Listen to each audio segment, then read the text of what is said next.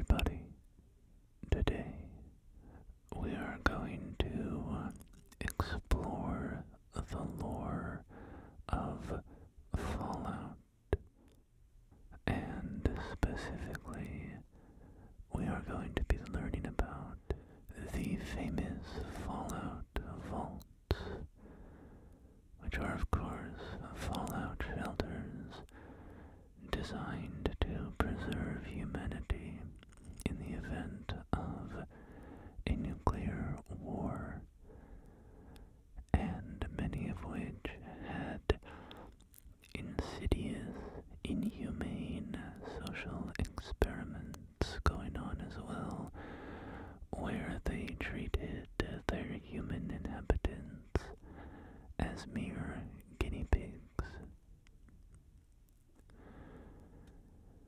This is a sort of high-level summary of each vault. I'll talk about its particular experiment, how the experiment went, and what happened to the vault.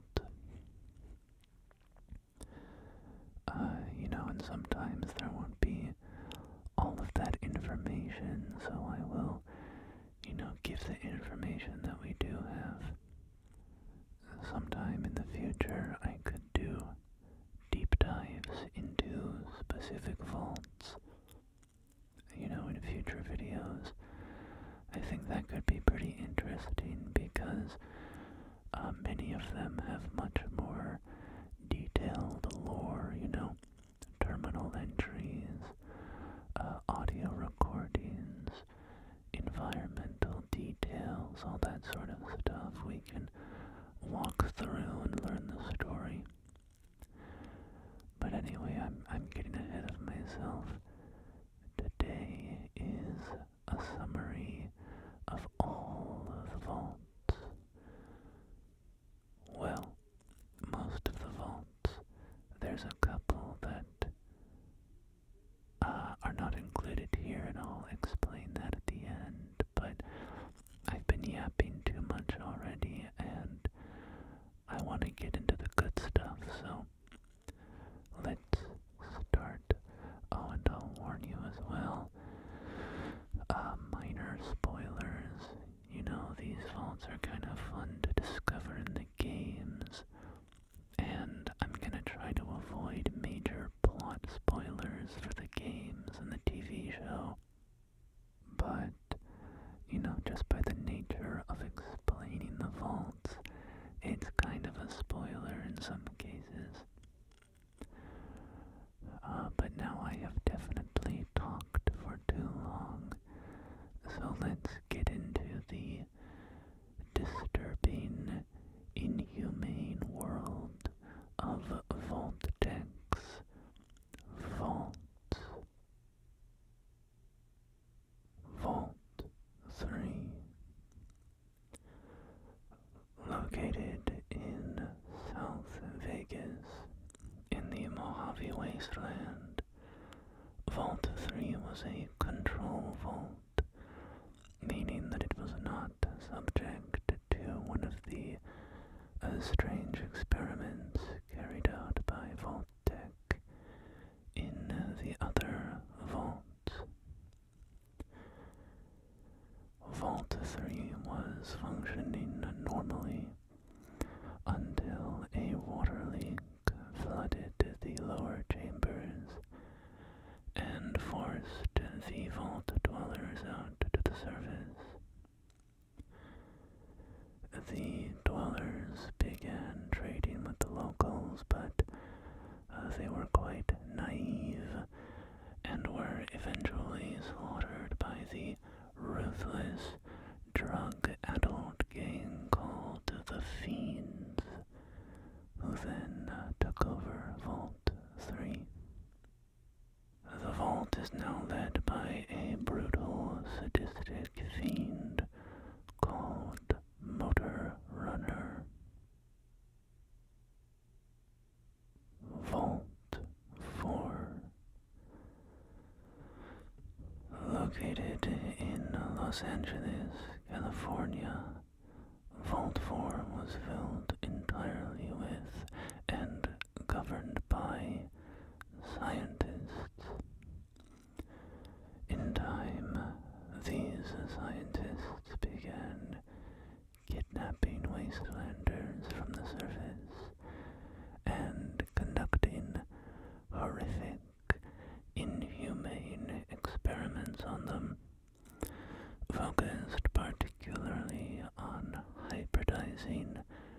radiation-resistant species with humans. One of the consequences of this research was the creation of the Gulper monsters. Eventually, the mutated test subjects took control of the vault. Vault 8. This is another control vault, and the residents of it emerged from the vault with their GEC device in hand. And GEC stands for a Garden of Eden creation kit, and it is essentially an advanced device that is capable of terraforming ecologically devastated post-nuclear landscapes, helping to transform them into thriving biomes again. Vault 8's residents founded Vault City on the surface adjacent to their vault, and it became one of the most significant communities in the New California region. Vault 11. Located in the Mojave Wasteland, Vault 11's experiment involved the vault's door being locked, and the residents being told that they must sacrifice the life of one of their own each year, or else the entire vault would be eradicated. After years of this practice continuing, a particularly disgusting crime of abuse, which I will not detail here, led to open war within the vault, and all but 5 of the residents massacred each other. The 5 remaining residents confronted the vault's central computer and said they refused to offer a sacrifice, whereupon they were given an automated message congratulating them on valuing human life so highly as to refuse to carry out unjust executions. The computer then informed them that the vault door had been unlocked should they wish to leave. Shocked and horrified, the survivors responded to this news by shooting themselves. Vault 12. Located in the city of ghouls called Necropolis, once called Bakersfield, California, Vault 12 was designed with a flaw in its door, preventing it from closing properly. This allowed radiation to seep into the vault, and its residents were subject to the horrifying process of ghoulification, a process which results in horribly disfigured flesh, supernatural healing powers, unnaturally long life, and immunity to the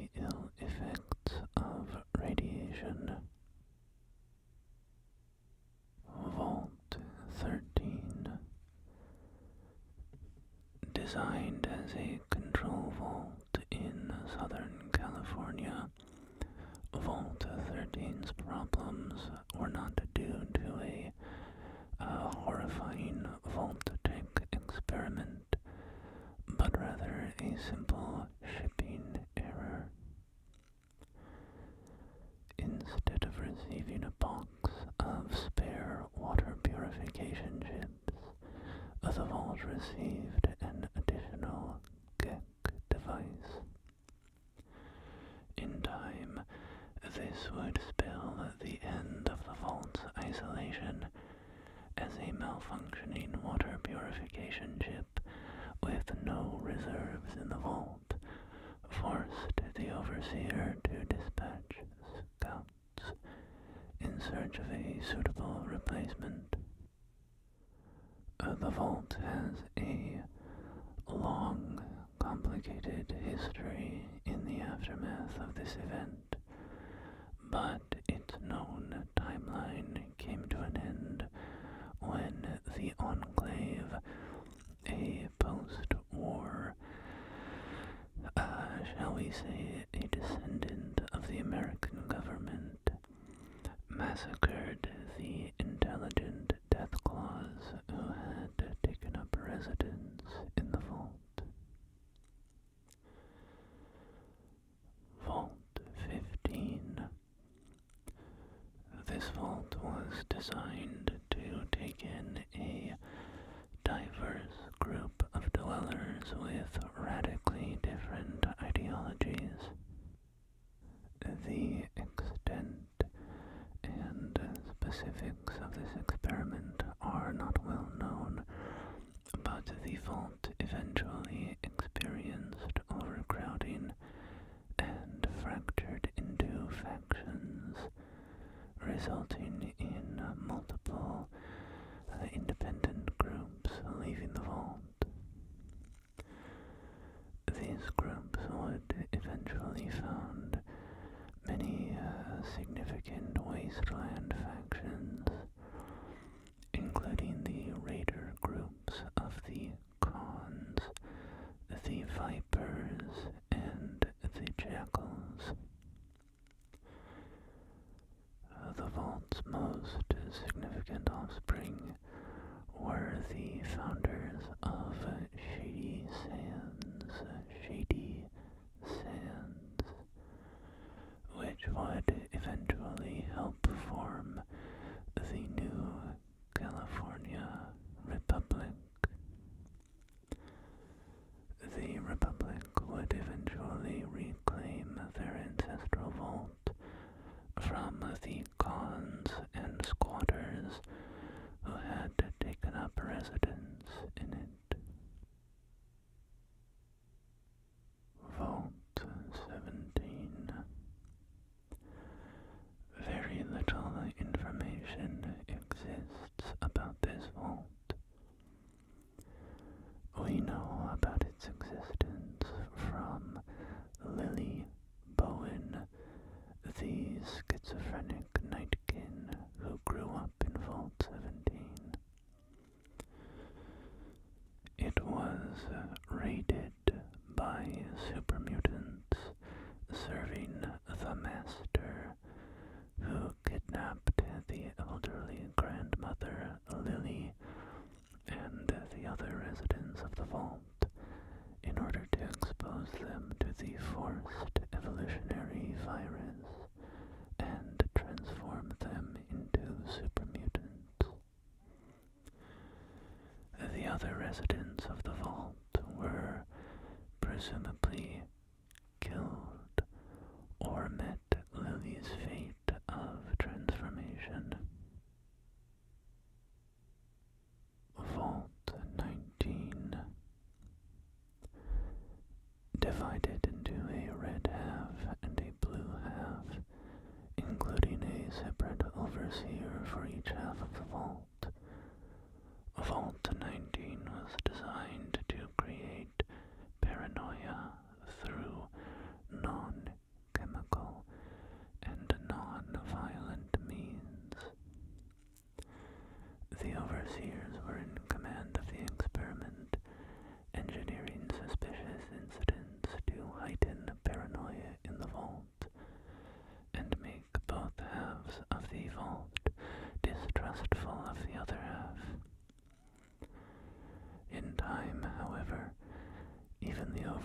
dwellers themselves began to experience increasing paranoia, possibly due to a leak of sulfurous gas into the vault from the underlying sulfurous caves. It is unclear how the vault's experiment ended, but the vault was eventually inhabited by a group of escaped convicts led by Samuel Cook.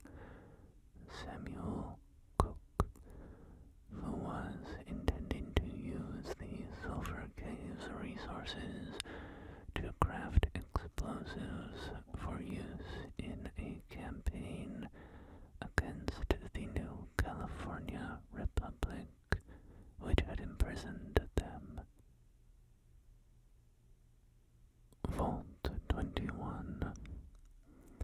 One of the vaults that did not fall into destruction as a result of its experiment was Vault 21. Within the vault, all disputes were to be resolved by gambling, with chosen representatives of each faction competing in games of chance. This was quite a suitable experiment for this vault, given its location on the Las Vegas Strip. In time, Robert House contacted the vault's residents and invited them to open the vault and join his burgeoning city of New Vegas. Because the dwellers disagreed on if they should accept House's offer, the matter was naturally resolved with a game of blackjack, ending with victory for the House-aligned faction. After the vault was open, House evicted the dwellers, looted the vault, and sealed most of it off with concrete. Its few remaining accessible areas now serve as a hotel for the New Vegas Strip. Vault 22. Even before the bombs fell, Vault 22 was inhabited. It was a laboratory for agricultural research, with the scientists within making strides in the development of fertilizer, as well as hardening crops' resistances to drought, disease, and pest infestation.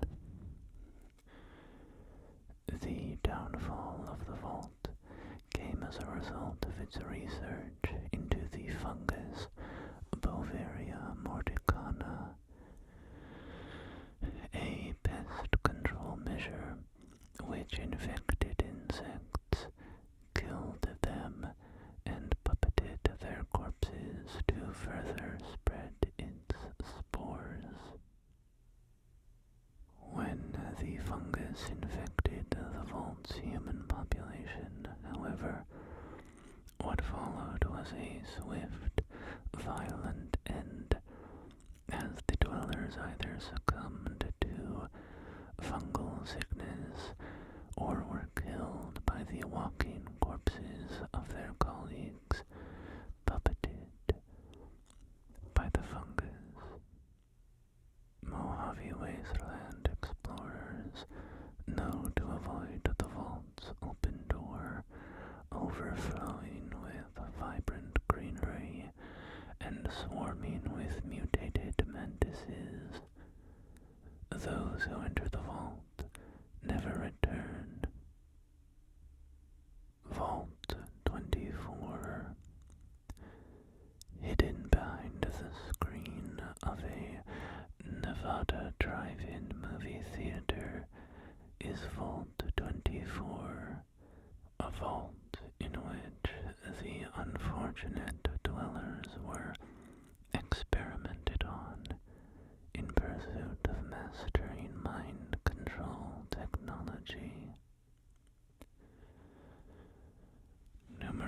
mind control techniques were used, including exposure to re-education tapes and the use of a brain chip, which could, in severe cases, cause the explosion of a victim's head. The primary testing benchmark seems to have been ideological conversion to communism, as the vault's ruins are full of communist iconography and clothing.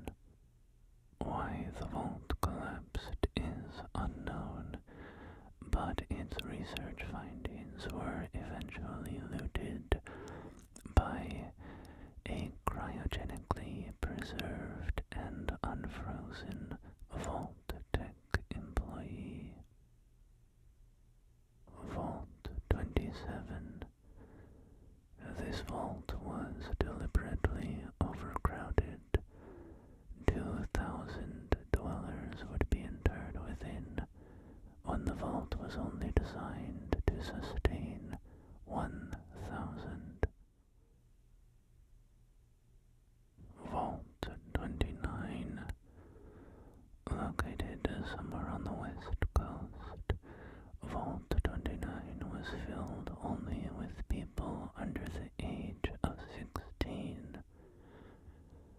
This vault is also the likely origin of Harold, a significant figure in the history of post-nuclear America, who was eventually afflicted with the forced evolutionary virus and began to sprout a tree from his skull, which he named Bob, although sometimes he called him Herbert.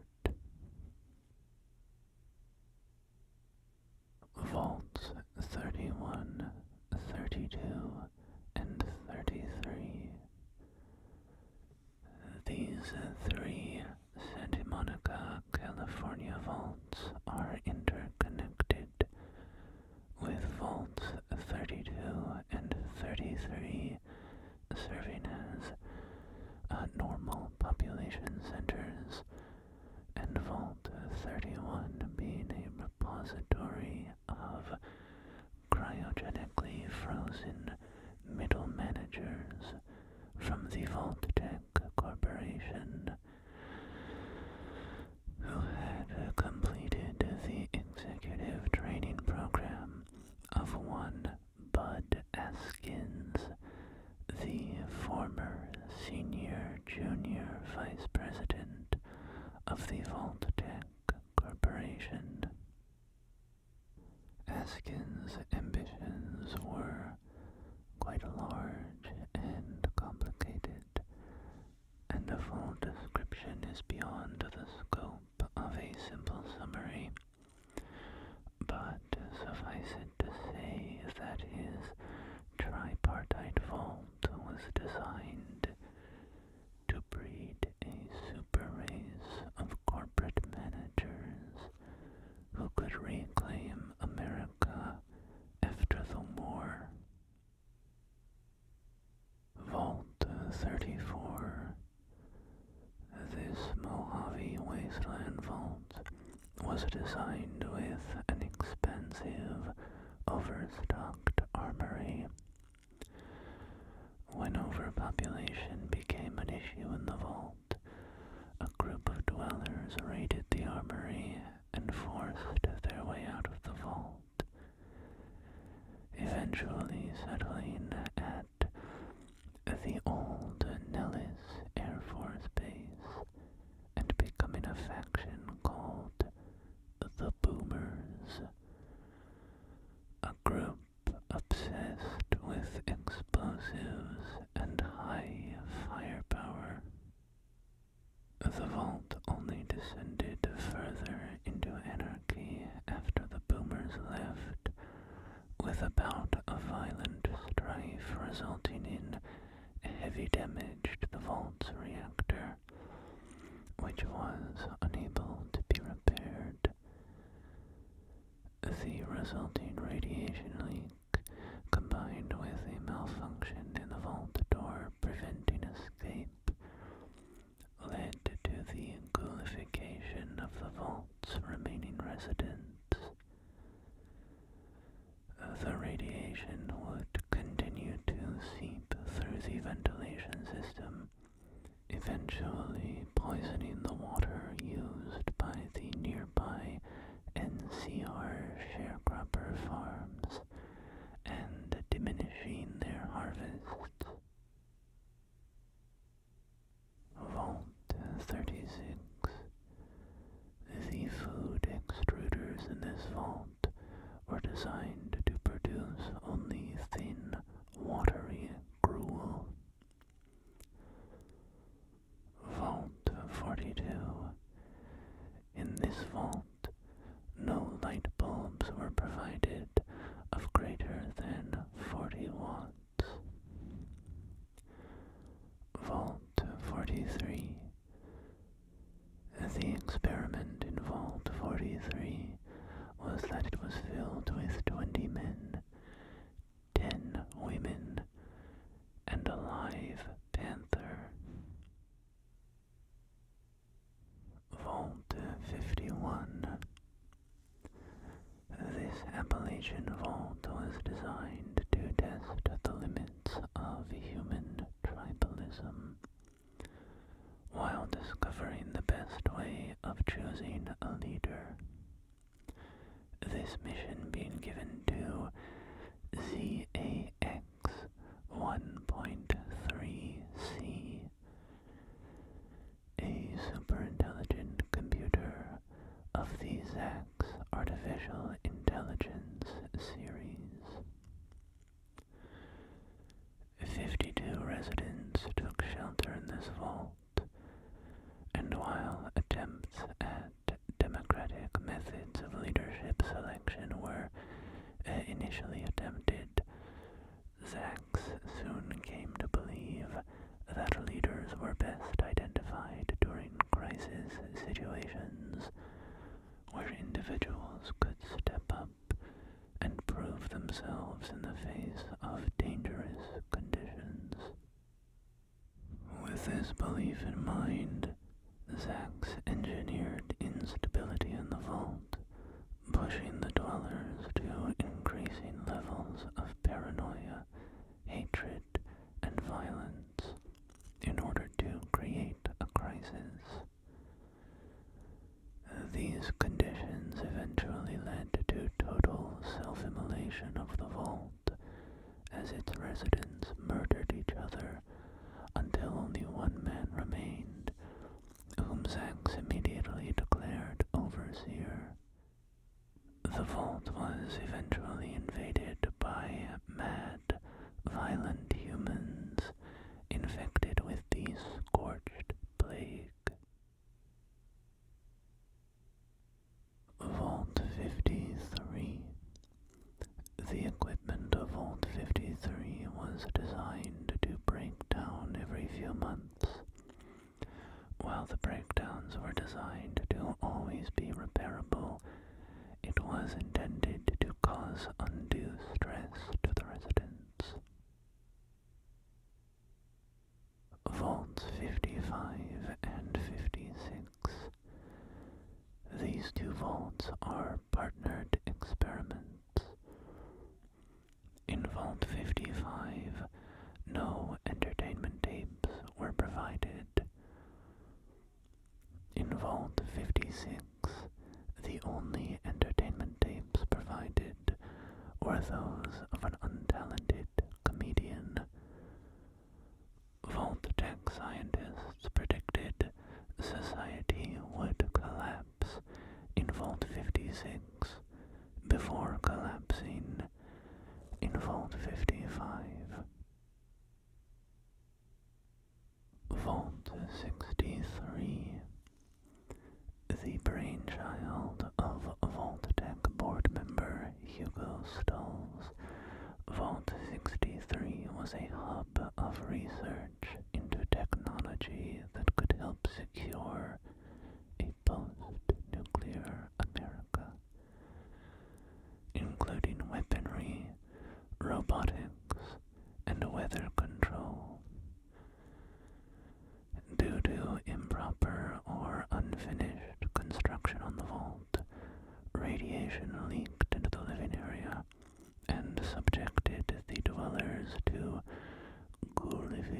ventilation. Once the residents understood that this process would turn many of them feral, the vault began frantically researching a method of reversing this madness. Overseer Stolz learned that the vault's weather machine could stave off or reverse feralization, and he repeatedly used it in an attempt to save his wife, Cassie. But this decision not only caused a violent storm on the Appalachian surface above, it also transformed the vault dwellers into a violent new variant of ghoul called the Lost. The exact resolution of the events around Vault 63 are unknown. Vault 68. 1,000 people were assigned to this vault. 999 were men, and one was a woman. Vault 69. 1,000 people were assigned to this vault. One was a man, and 999 were women. Vault 70. The vault's jumpsuit extruders were designed to fail after 6 months, eliminating the availability of new clothing. Vault 75. Located under the Middle School of Malden, Massachusetts, Vault 75 was concerned with carrying out a program of eugenics with its child-aged dwellers. Upon arriving in the vault, parents and children were separated, and the adults were summarily executed. The vault's scientists then began using genetic modification, hormonal treatments, accelerated generational cycles, and selective breeding to test Voltaic's theory that the human genome can be improved at a rapid rate.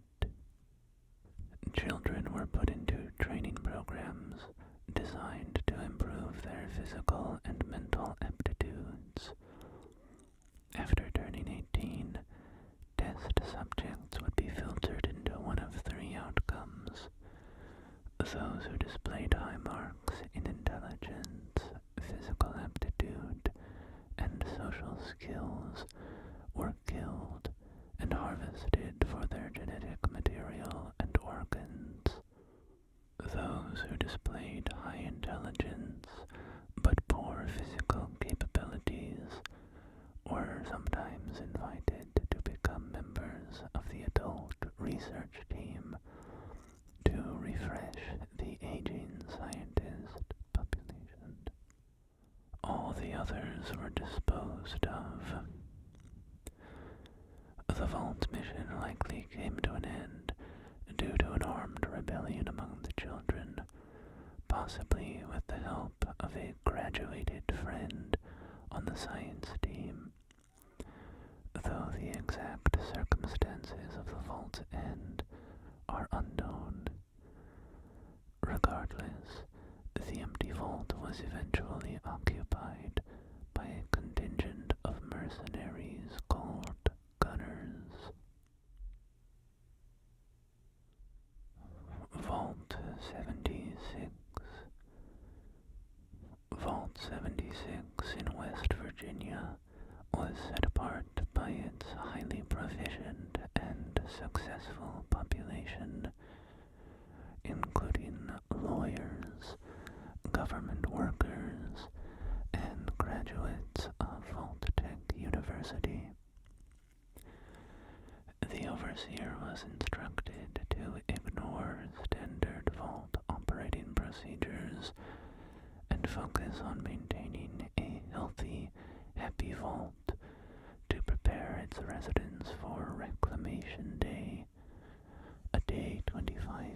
years after the sealing of the vault, in which the dwellers would emerge to help repopulate and rebuild their country. The overseer was given further instructions to secure 3 nuclear launch sites nearby after exiting the vault to maintain vault tech control over the weapons. While Vault 76 experienced its fair share of turbulence, especially in the last years of its operation, it was overall a peaceful, comfortable vault. Vault 77, a vault in which one man was sealed by himself. In his isolation, he turned to a crate of hand puppets for company, speaking to them and eventually seeing them as real, living people. After assisting in the murder of the puppet king, the man fled the vault with his murderous accomplice on his hand.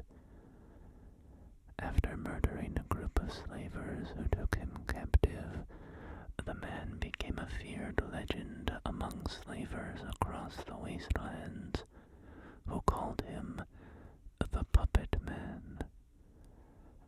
The current state of Vault 77 is unknown. Vault 79. This vault was built in absolute secrecy due to the value of its contents. The United States gold bullion, kept securely at Fort Knox, was transferred to Vault 79, where it could be preserved through nuclear war and be utilized by the government in a post-nuclear world as the foundation for a new economy. When wastelanders in Appalachia eventually broke into the vault to loot the treasure inside, they found the Secret Service agents who were living in the vault to be trapped and in need of help due to a reactor leak in the vault which had ghoulified many of their comrades. In the end, the bullion in Vault 79 was stolen, although it is suspected that much more lies deeper in the structure. Vault 81. Vault 81's mission was to develop a universal cure for diseases. This was to be obtained by means of a secret secondary area in the vault, where scientists would live, research, and conduct experiments on the dwellers above, who would be used as guinea pigs in their biological research. The vault's overseer, however, was disturbed when she learned of the vault's purpose and resolved to stop the plan, which she did by preventing the scientists from being summoned to the vault when the bombs began to fall. 3 scientists did manage to make it in, however, so the overseer sealed them in their lab and shut down their ability to infect the populace. These researchers carried out their work on mole rats instead, and the robot Curie eventually completed their work long after their deaths. Today, Vault 81 remains a safe, functioning shelter whose thriving community regularly conducts trade with the outside world. 87. Found in the Capital Wasteland, Vault 87 is a factory of horrors for the region. Dr. Wayne Merrick, head scientist in the vault, was conducting experiments on accelerated evolution and the forced advancement of human genetics, using the vault dwellers as unwilling test subjects. Merrick used FEV, the forced evolutionary virus, to transform vault dwellers into supermutants. This eventually resulted in disaster when the mutants broke free, escaped the vault, and began kidnapping humans in the wasteland to return them to the vault and infect them with the FEV. As such, the plague of supermutants that haunts the Capital Wasteland can be pinned directly on the work of Dr. Merrick and Vault 87. Vault 88. Unfinished by the time the bombs fell, Vault 88 was unable to either protect citizens or carry out its planned experiments. However, the assigned overseer, Valerie Barstow, who was trapped in the vault and subjected to ghoulification, was fanatically loyal to Vault Tech and never gave up on her Vault mission, which was the testing of prototype equipment designed to increase worker and general Vault efficiency. Once freed, Overseer Barstow brought wasteland settlers into her vault and used them as guinea pigs in various productivity experiments.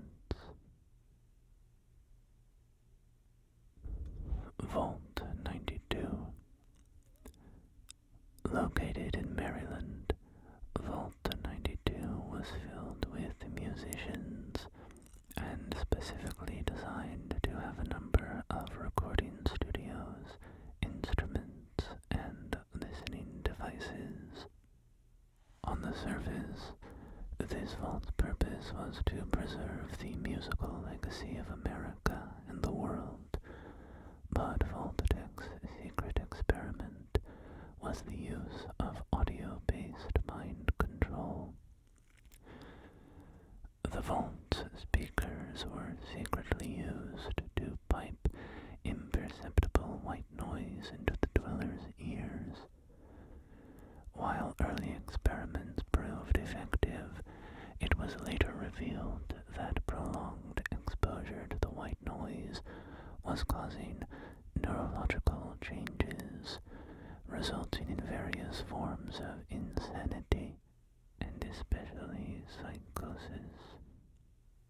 Affected individuals eventually turned violent and showed superhuman levels of resilience in the face of even gunshot wounds. The overseer refused to halt the experiment, believing that progress could be made even in the face of a few setbacks. Eventually, the vault devolved into chaos, with most of the vault violently insane. Some of the survivors were able to mount an escape and flee into the Capital Wasteland. At the same time as the experiment was devolving into chaos, the vault was experiencing structural problems, as a nearby underground spring was putting unplanned pressure on the vault's lower levels. In the absence of sufficient repairs, this resulted in the vault's lower levels being flooded and filled with mirelurks. In time, the vault's remaining human residents were all killed, and nothing but mutated creatures inhabit the place now. Vault 94.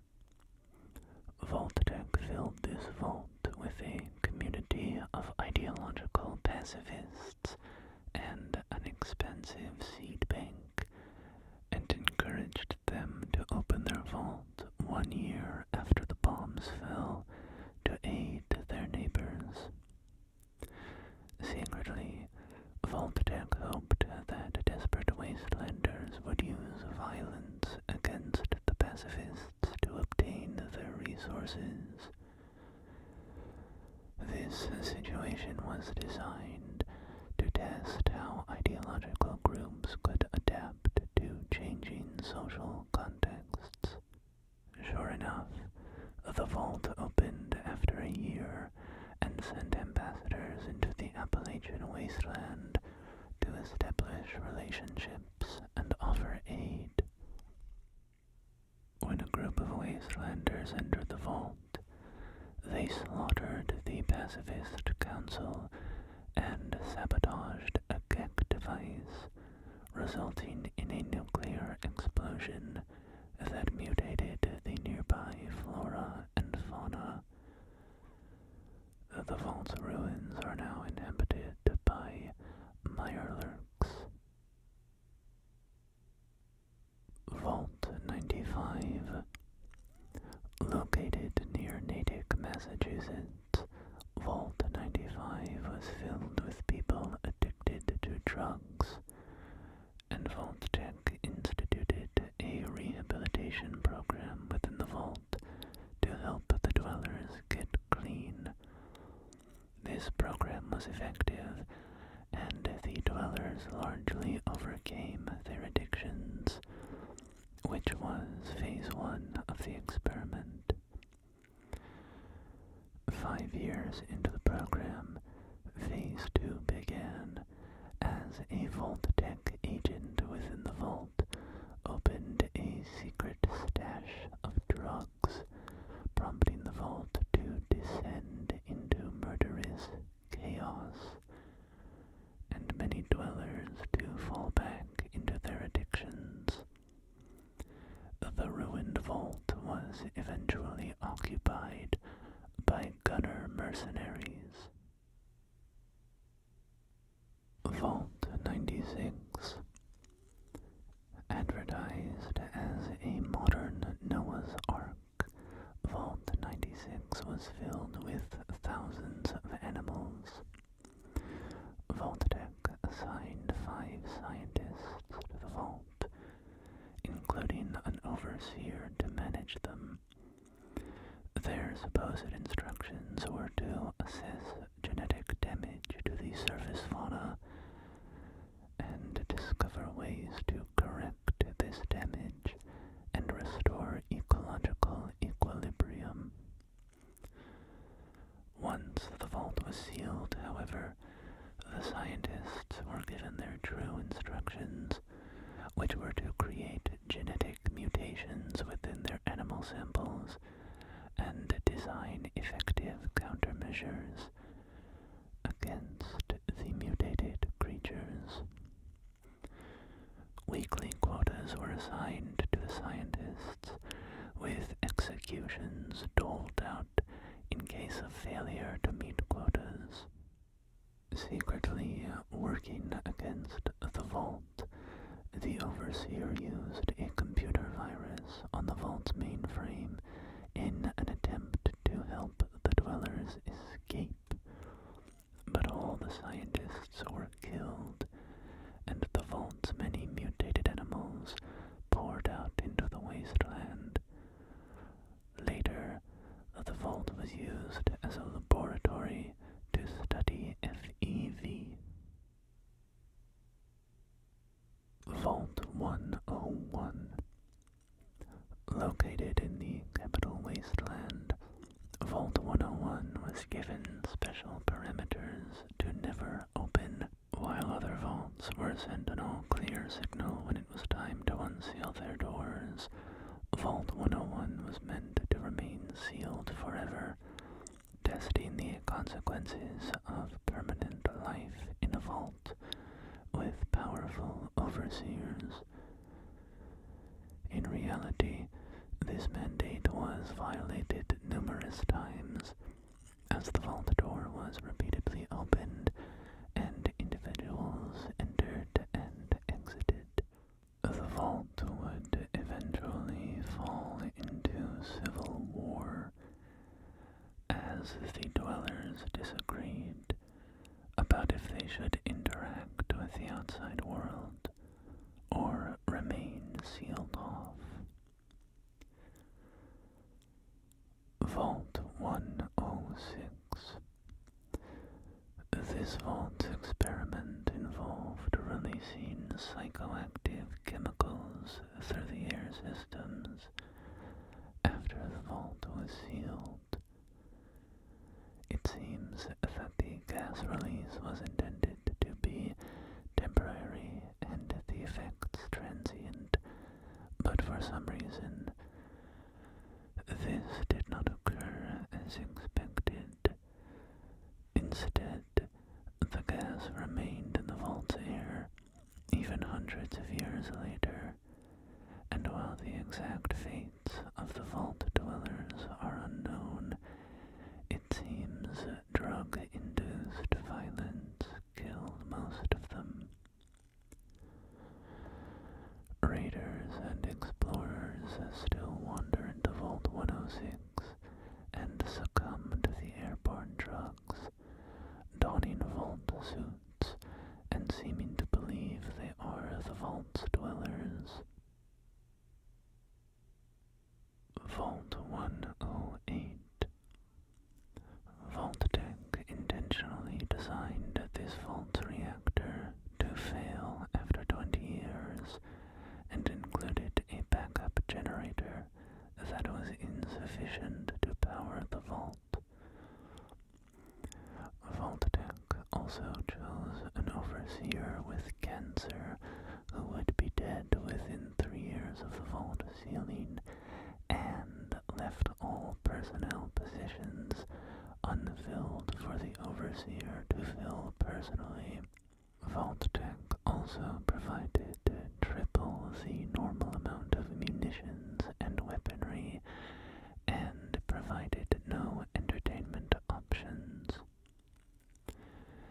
The exact nature of the intended experiment is unclear, and becomes even more murky with the fact that the vault was provided with cloning technology, and the scientists in the vault used this technology to repeatedly clone a man named Gary.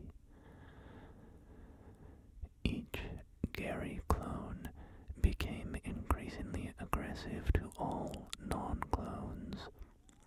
Presumably, the clones eventually slaughtered the rest of the vault's residents, as when explorers in the capital wasteland entered the vault, they found nothing but Gary clones and mutated creatures. Vault 111. Vault 111, located near Concord, Massachusetts, was designed to test the effects of long-term cryogenic freezing on unaware humans. The assigned vault dwellers were tricked into stepping into cryopods and then frozen, leaving only security and science staff to monitor and maintain the vault. When no all-clear signal came within 6 months from Vault-Tec as planned, the security staff began to panic. They knew there was not enough food to survive in the vault for much longer, and they wished to leave, but the overseer believed that the radiation on the surface would be deadly, so he refused. While the exact outcome of this dispute between the science and security teams is unknown, it seems likely that they killed each other. Eventually, the Institute of Post-Nuclear Boston sent agents into Vault 111 to recover uncorrupted pre-war genetic material in the form of a baby in the vault. All the frozen residents of the vault died in their pods as a result of this intervention, except for one figure, a parent of the kidnapped child, who would later emerge to find and rescue their son. Vault 112, located in the Capital Wasteland of Virginia, Vault 112 was the personal sanctuary of Dr. Stanislaus Braun, a lead scientist at Vault-Tech who helped develop the social experiments undertaken in the vaults. Vault 112 was Dr. Braun's way to personally ride out the nuclear apocalypse. The dwellers were all interred in virtual reality machines that preserved their bodies while transferring their consciousnesses into a digital world. Braun had complete and total control over these worlds and would torture the other dwellers for his own amusement, slaughtering them and reviving them again and again and again to entertain himself for eternity. It is possible that Braun's sadism came to an end due to a vault dweller from Vault 101 uncovering a failsafe that killed all the other digitized residents permanently, leaving Braun to rot for eternity, alone in the virtual world that he had created. Vault 114. Unfinished by the time the bombs fell, Vault 114's intended experiment never went into effect. Vault-Tech intended for the vault to house a number of Boston's leading families, wealthy, high-class folk who were used to life's many luxuries. While Vault-Tech told prospective residents that the vault would reflect their tastes from pre-war life, this was a lie.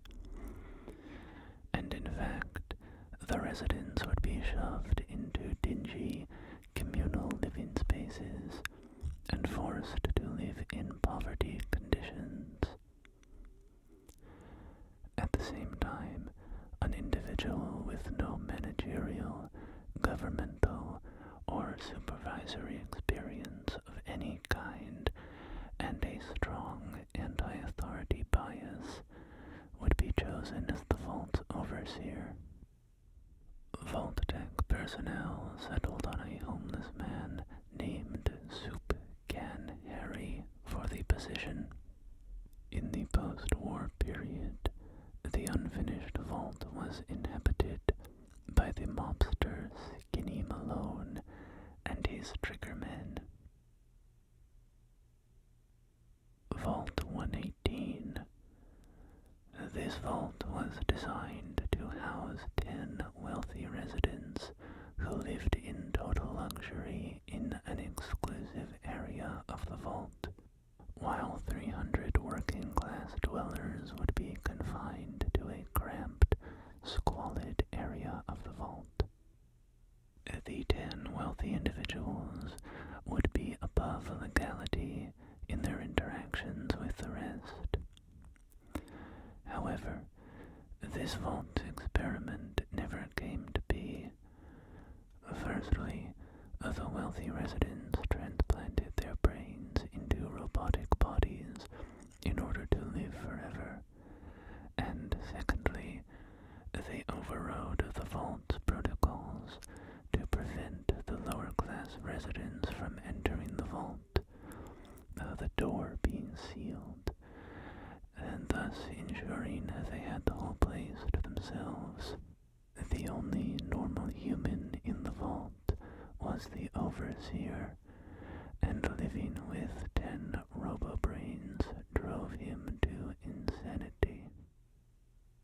the vault still houses its robobrain dwellers.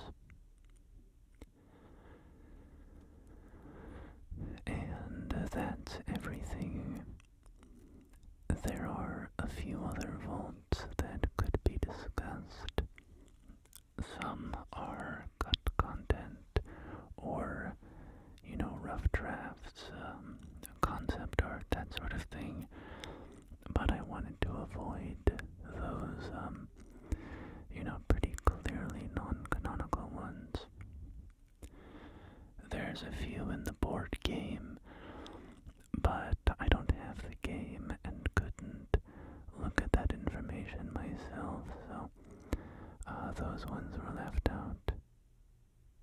There are also some other sort of unique variations of vaults, like the management vaults from the TV show, but I avoided anything that wasn't kind of a traditional numbered vault. The type of vault that people think of when they think of Fallout's vaults. I just stuck to the mainline game and TV show depictions, and I included the vaults from the Fallout Bible as well. Oh yeah, and I included the vaults from Penny Arcade's Fallout comic, mainly for fun, but also because the comic's events are referenced in Fallout 3, which gives it, a bit of a canonical weight, right? Anyway, I hope you enjoyed our look at Fallout's vaults today.